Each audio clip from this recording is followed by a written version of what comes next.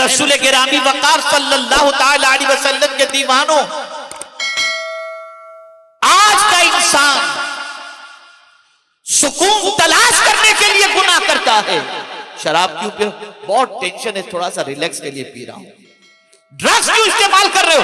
बहुत टेंशन है इसके लिए। सिगरेट क्यों पी रहे हो? बहुत टेंशन है इसके लिए। तुम टेंशन का इलाज टेंशन में तलाश कर रहे हो।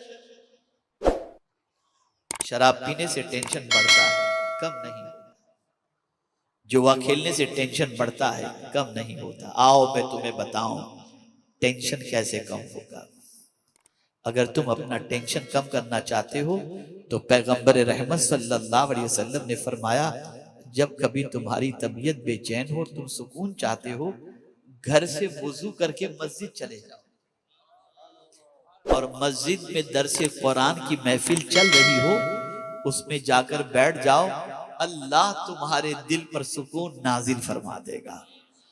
और अगर दरसे कुरान की महफिल नहीं चल रही तो वुजू करके मस्जिद में चले जाओ, अल्लाह की किताब को खोलकर पढ़ना शुरू करो, अल्लाह तुम्हारे दिल पर सुकून नाजिल फरमा दे। लेकिन हम सुकून उसमें तलाश नहीं कर रहे, बल्कि हाल इतना बुरा हो चुका। तवज्जो चाहूंगा, हाल इतना बुरा हो चुका कि जिन चीजों में अल्लाह ने सुकून रखा है, आदमी उन चीजों में भी सुकून हासिल नहीं कर पाता और वहां बेचैन हो जाता है। मैं आपको समझाता हूं, समझ रहे हैं मेरी बात? चलिए एक मर्तबा आप सब बुलंद आवाज से दुरूद शरीफ पढ़ें तो मुझे इत्मीनान हो कि मेरी बात आप समझ। अल्लाहुम्मा सल्ली अला सय्यिदिना व मौलाना मुहम्मदिन मादिनिल जूद वल करम व आलिहिल किराम व इब्निहिल करीम व बारिक व सल्लिम सलातन व सलामन अलैका या रसूल अल्लाह सल्लल्लाहु तआला अलैहि वसल्लम। आप मुझे बताओ, मस्जिद जाता है तो जल्दी से भागने की कोशिश करता है। बोलिए ये बात सही है गलत है? भाई जवाब दें अगर मेरी बात समझ में आ रही तो। सही है ना? सिनेमा घर जाता है, 3 घंटे आराम से बैठकर पूरी मूवी देख करके आता है ना? थोड़ा सा फर्क समझाता है। एक मस्जिद ऐसी है जो पतरे की बनी हुई है, उसमें एयर कंडीशन भी नहीं, किसी में पंखा है किसी में नहीं, कहीं है कहीं नहीं, चिलचिलाती धूप है दोपहर की।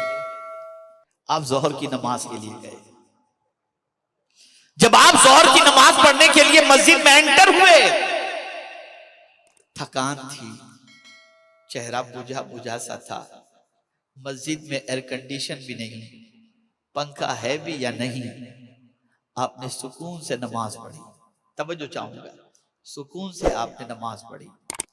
जब आप नमाज पढ़ करके मस्जिद से बाहर निकलेंगे ना, तो चेहरे का रंग काला नहीं, चेहरे पे नूर नजर आएगा। होगा ना? जवाब दीजिए है या नहीं? लेकिन यही बंदा थिएटर के अंदर 3 घंटे बैठा, एयर कंडीशन भी है, खाने पीने का सामान भी है, लहव लईब का सामान भी है। खुदा की कसम पूरी जिम्मेदारी के साथ अर्ज करता हूं, 3 घंटे पिक्चर देखने जाने से पहले जो उसके चेहरे का रंग था ना, पिक्चर देख करके निकलेगा तो चेहरे का रंग काला हो गया होगा। एयर कंडीशन में बैठने के बाद 3 घंटे गुनाह की वजह से चेहरा काला हो गया, और गर्मी के मौसम में पतरे की मस्जिद के अंदर जाकर नमाज अदा करने के बाद चेहरे पर नूर आ गया। ये किसने अता फरमाया? ये पालनहारे हकीकी ने अता फरमाया। लेकिन आज मस्जिद में दिल नहीं लगता, जाते हैं तो भागते हैं, मस्जिद से खुतबा शुरू हो तब पहुंचना है और सलाम फेंकते ही भागो। सिद्दीक अकबर रज़ी अल्लाह तआला अन्हु फरमाते हैं, जिसका दिल अल्लाह के घर में न लगे उसको अपने ईमान का जायजा लेना चाहिए, इसलिए कि रूए जमीन की जन्नत मस्जिद है और मस्जिद में दिल ईमान वाले का लगा करता है। कुरान सुनने में दिल नहीं लगता। कोई कारी कुरान अच्छा कुरान पढ़ रहा है, बल्कि आप देखें रमजान शरीफ के अंदर अच्छे कुरान पढ़ने वाले के पीछे कितने मुक्तदी होते हैं, और या लमून तालमून पढ़ने वाले के पीछे कितने मुक्तदी होते हैं। कहते हैं कहां जल्दी खत्म होती है तरावी, चलो वहां कहां सही पढ़ा जाता है वहां नहीं, बल्कि इमाम साहब अगर नमाज के अंदर करत लंबी कर दें तो ट्रस्टी के पास शिकायत पहुंच जाती है, भाई जरा इमाम साहब से कहो थोड़ी छोटी नमाज पढ़ाएं। ये हाल हो चुका है। और गाने इतना सुनने का शौक कि पहले तो ईयरफोन लगाया करते थे, अब एयरपोर्ट आ पता ही नहीं चलता सुन रहा है सुना रहा है क्या कर रहा है, दोनों चीजें होती हैं ना, उससे लगा हुआ है, जा रहे हैं, चलते चलते गाना सुन रहे हैं, बैठे बैठे गाना सुन रहे हैं। मैं पूछना चाहता हूं कि गुनाहों के शौक ने और गुनाहों के दलदल में डूब जाने ने हमें इतना तबाह कर दिया कि आज हमारी जिंदगी से सुकून खत्म हो चुका। मैं एक बात अर्ज करूंगा, मेरे नौजवान भाइयों बच्चों में देख रहा हूं एक बड़ी तादाद नौजवानों की है, सुन लो, अभी आपको गुनाह बहुत अच्छा लगता होगा, अभी लड़कियों से चैटिंग अच्छी लग रही होगी, अभी किसी से मुस्कुराने से बात करने पर अच्छा लगता होगा, लेकिन जानते हैं मैं आपको एक जिंदगी का मेरा अपना वाकया बताऊं। मेरे एक दोस्त, उनकी भी दाढ़ी के बाल सफेद हो गए, लेकिन बेटे के कदम थोड़े से डगमगाए हुए थे, तो मुझसे उन्होंने कहा यार जरा मेरे बेटे को समझाओ तुम। मैंने उनके बेटे के पीछे मेहनत शुरू की, समझाता रहा, फोन पर समझाता रहा, कभी मुलाकात में समझाता रहा। बेटा समझ गया कि मेरे बाप ने लगा दिया इनको पीछे। एक दिन उसके बाप ने मुझसे कहा कि हजरत मैं गुजारिश करता हूं अब मेरे बेटे को मत समझाना। मैंने कहा खैरियत, क्या वजह है? जानते हो उस बाप ने क्या कहा, बूढ़े बाप ने कहा मैंने बहुत कोशिश की उसको संवारने की लेकिन वो नहीं संवरा।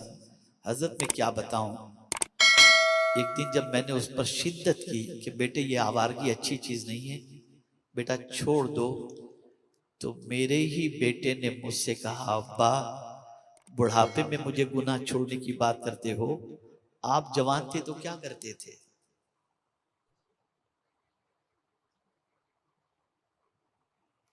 आज जवानी में गुनाह कर रहे हैं, बुढ़ापे में यही गुनाह कांटा बनकर के चुभेगा, यही गुनाह पलट करके आएगा, यही गुनाह औलाद के सामने शर्मसार कर देगा, यही गुनाह मुंह दिखाने के लायक नहीं रखेगा, यही गुनाह तबाही के तहाने पर पहुंचा देगा। बच्चियां भी अपनी माओ से ऐसा कहती नजर आएंगी और बेटे भी अपने बाप से इस किस्म की बातें करते नजर आएंगे। डरो गुनाह से, बचो। और कुरान ने तो वाज़े लफ्जों में कह दिया वज़रू ज़ाहिरल इस्म व बातिना, छोड़ दो, वज़रू छोड़ दो, छोड़ दो, जाहिरी गुनाह भी छोड़ दो और बातिनी गुनाह भी छोड़ दो तुम, इसलिए कि गुनाह की तरफ जो तुमको उभारता है वो कौन है? इन्ना शैतान लकुम अदु फत्तखिज़ूहु अदुव्वा, शैतान तुम्हारा दुश्मन है, तुम भी उससे दुश्मनी करो। जब कभी शैतान तुम्हें गुनाह की तरफ बुलाए, तुम तेरी नहीं मानूंगा, मैं अपने रब की मानूंगा, उससे दुश्मनी करो। पढ़ो लाहौल, पढ़ो औज़ु बिल्लाहि मिनश शैतानिर रजीम, भगाओ उसे। और मेरी ये बात सुन लो, आज मुसलमानों की जबान पर हिकमत की बोली इसलिए नहीं आती कि मुसलमानों ने अपने आप को गुनाह में ढकेल दिया है। जब मुसलमान गुनाह से अपने आप को रोकता है ना, तो अल्लाह ताला उसके सीने को हिकमत से भर देता है और फिर उसकी बोलियों के अंदर हिकमत के बोल नजर आते हैं। बचो गुनाह से, बचो गुनाह से, डरो अल्लाह से। ऐ रसूल आज़म सल्लल्लाहु ताला अलैहि वसल्लम के दीवानों, अब सवाल ये पैदा होता है कि इंसान गुनाह करता क्यों है? फिर मुझे एक बार पूछने की जरूरत महसूस हो रही है कि आप लोगों की समझ में बात आ रही है। जब बुलंद आवाज से जवाब देंगे तो मुझे इत्मीनान होगा कि बात समझ में आ रही है। समझ में आ रही है आप लोगों के? अब एक जहन में सवाल उभरता है कि इंसान है, जानता है ये गुनाह, जानता है, ये भी बता दो।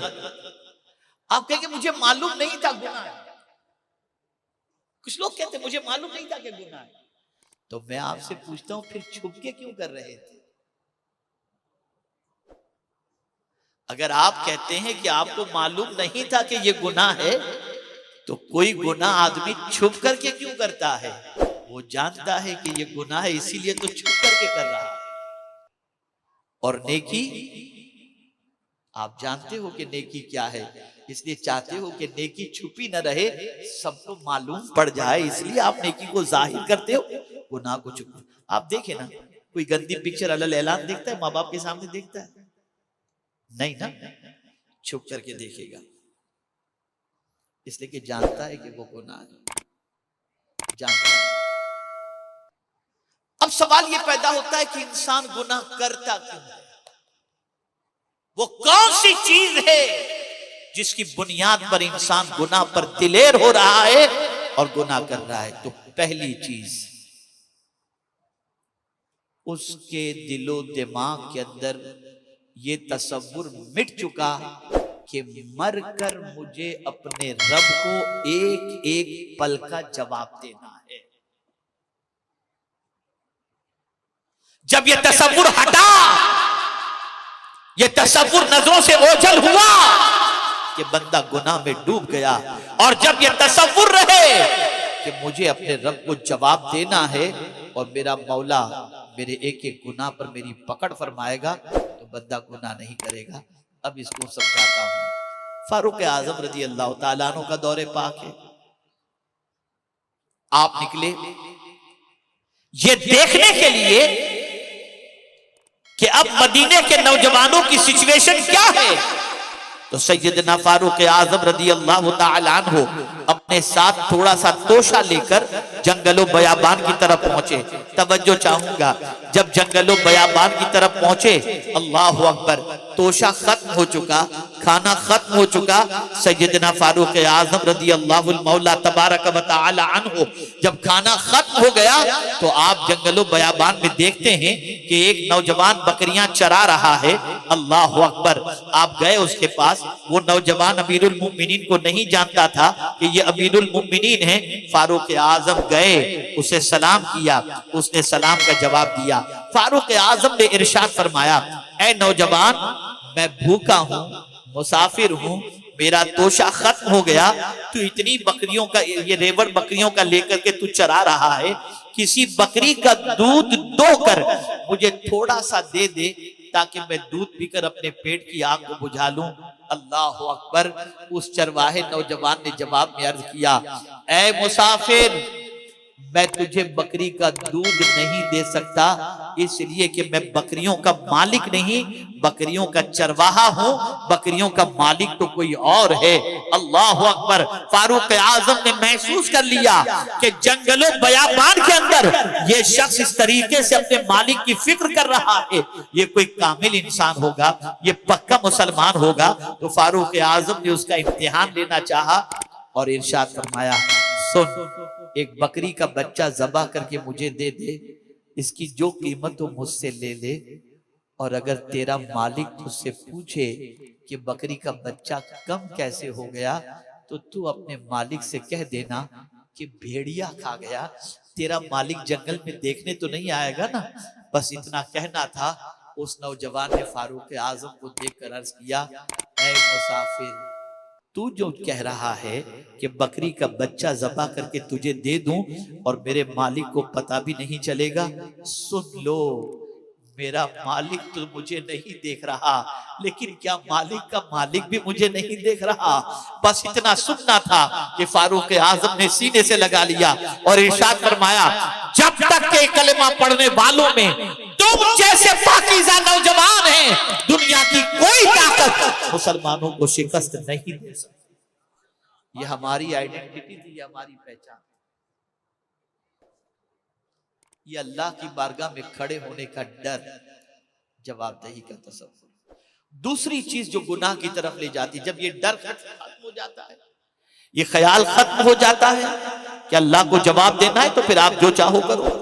अरे हुकूमत को जवाब देने का ख्याल आ जाए तो आदमी ब्लैक एंड व्हाइट चोपड़े बनाता है कि सीए से ये करा लो, वो करा लो, ये करा लो, ये करा लो, ताकि पता चल जाए। ये सारी चीजें आदमी का जवाब देने का ख्याल होता है। आप मुझे बताइए, अल्लाह को जवाब देने का ख्याल निकल गया, इसलिए सारी चीजें हो रही। दूसरी चीज जिसे कुरान ने मेंशन किया, गुनाह सबसे ज्यादा मालदार करता है। इसे गौर से सुनिएगा आप। जहां माल आया, सरकश हुआ, वो बागी हुआ, इल्ला माशाअल्लाह। कुछ लोग तो गुनाह करने के लिए बड़े शहरों में हर हफ्ते चले जाते हैं। इसको कुरान ने मेंशन किया, कल्ला इन्नल इंसान लयतगा अर्राहु इस्तगना। बेशक इंसान सरकश हुआ, बागी हुआ। कब? जब उसने अपने आप को बेनियाज पाया। अरे मेरे पास तो सब कुछ है, मेरा कोई क्या बिगाड़ सकता है। इस मालदारी ने उसे बागी बना दिया। यही वजह है कि अजाब भी जब किसी बस्ती पर आता है ना, बड़ी मादरत के साथ, सारे मालदार की बात नहीं कर रहा, जो मालदार गुनाह करते हो, अल्लाह जब किसी बस्ती पर अजाब नाजिल करना चाहता है तो क्या होता है, वइज़ा अरदना अन नुहलिका क़र्यतन अमरना मुत्रफिहा फफसक़ू फ़ीहा फ़हक़्क़ अलैहिल क़ौल फ़दम्मरनाहा तदमीरा। उस बस्ती के मालदारों को अल्लाह के अहकाम पहुंचाए जाते हैं, लेकिन जब वो अल्लाह के अहकाम पर अमल नहीं करते, अल्लाह की नाफरमानी करते, किनको? अन्नुहलिका क़र्यतन, किसी बस्ती को अल्लाह हलाक करना चाहता है तो उस बस्ती के मालदारों को अल्लाह ताला अपना हुक्म पहुंचाता है, लेकिन उस हुक्म पर जब अमल नहीं होता तो फिर अल्लाह ताला उस बस्ती पर अपना अजाब मुसल्लत कर देता है। इसीलिए आप देखें, हमारे इतने उलमा बैठे हैं, वो बल्लिकिन बैठे, किसी मालदार से अगर कह दिया जाए कि तुम शादी के अंदर ढोल बाजे गाजे क्यों लगाते हो, अरे मौलाना हम खर्चा करते हैं, तुम टेंशन क्यों लेते हो।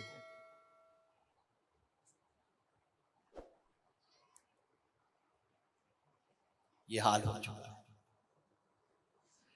बचो गुनाह से। गुनाह वो बीज है जिसकी बुनियाद पर सिवाय कांटे के दरख्त की और कोई चीज नहीं निकल सकती,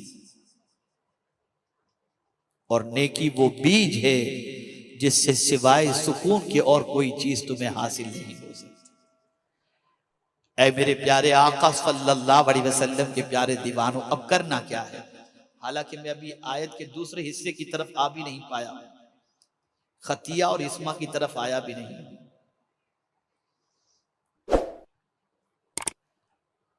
इंशाअल्लाह फिर कभी उस पर, लेकिन मुख्तसर अर्ज कर दूं। अब गुनाह हो चुके, आज तक बहुत कर लिए, अब आदमी को शर्मिंदगी हो रही, यार अब मेरा क्या होगा। कभी ऐसा होता है कि इंसान गुनाह करता है ना, और जब बहुत गुनाह कर लेता है, बोला अब इतने कर ही लिया हूं और मेरी पहचानी गुनहगार की तरह हो गई, तो अब सुधरूंगा तब भी लोग मुझे अच्छा नहीं कहेंगे। ये शैतानी सोच है, ये शैतानी वसवसा है। जिस दिन आपने गुनाह से तौबा कर ली और अल्लाह के रास्ते पर चलने का इरादा कर लिया, सुनिए जो मैं अर्ज करने जा रहा हूं, लफ्ज पर गौर कीजिएगा, आपने इरादा कर लिया, आपको इज्जत मिलनी शुरू हो जाएगी। मिसाल के तौर पर आपके मोहल्ले के अंदर इतने इमाम हजरात मौजूद हैं, इन इमाम मसाजिद में से किसी इमाम के करीब यानी मस्जिद के करीब एक नौजवान कोई रहता है जो जुम्मा पढ़ने के लिए आता है। तवज्जो चाहूंगा, जुम्मा पढ़ने के लिए आता है, रोज 5 वक्ता नमाज में नहीं आता, और कुछ आदतें भी थोड़ी सी बिगड़ी हुई हैं। अचानक एक दिन इमाम साहब के पास आकर कहता है, इमाम साहब मैं इंशाअल्लाह फला तारीख को हज के लिए जा रहा हूं। गया नहीं हज के लिए, मेरा हज कमेटी में नंबर लग गया, मैं हज के लिए जा रहा हूं। वो इमाम जो उस बंदे के बारे में जानता है कि जुमा जुमा पढ़ता है, वो इमाम जो उस बंदे के बारे में जानता है कि ये गुनाह भी करता है, लेकिन जैसे ही उसने कह दिया फलां तारीख को हज के लिए जा रहा हूं, तो इमाम साहब उस गुनहगार से कहते हैं भाई मुझे भी जरा दुआ में याद रखना, मुझे भी जरा दुआ में याद रखना। मक्का नहीं पहुंचा, मदीने नहीं पहुंचा, लेकिन वहां जाने का इरादा कर लिया तो अल्लाह ने इज्जत अता फरमा दी। तो जब कोई गुनाह से तौबा का इरादा कर ले और सच्ची तौबा कर ले तो अल्लाह उसे दुनिया में भी इज्जत अता करता है और आखिरत में भी इज्जत अता फरमाएगा। तौबा कर लो, पलट आओ अपने रब की तरफ, अपनी आइडेंटिटी बनाओ, अपनी पहचान बनाओ, अपनी शनाख्त बनाओ कि आज से हम गुनाह नहीं करेंगे, आज से जुल्म ज्यादती नहीं करेंगे, आज से पाप के दरवाजे पर दस्तक नहीं देंगे। सुन लो, आज अगर कोई परेशान होता है तो अभियान की वजह से नहीं परेशान होता, अभिमान की वजह से परेशान होता।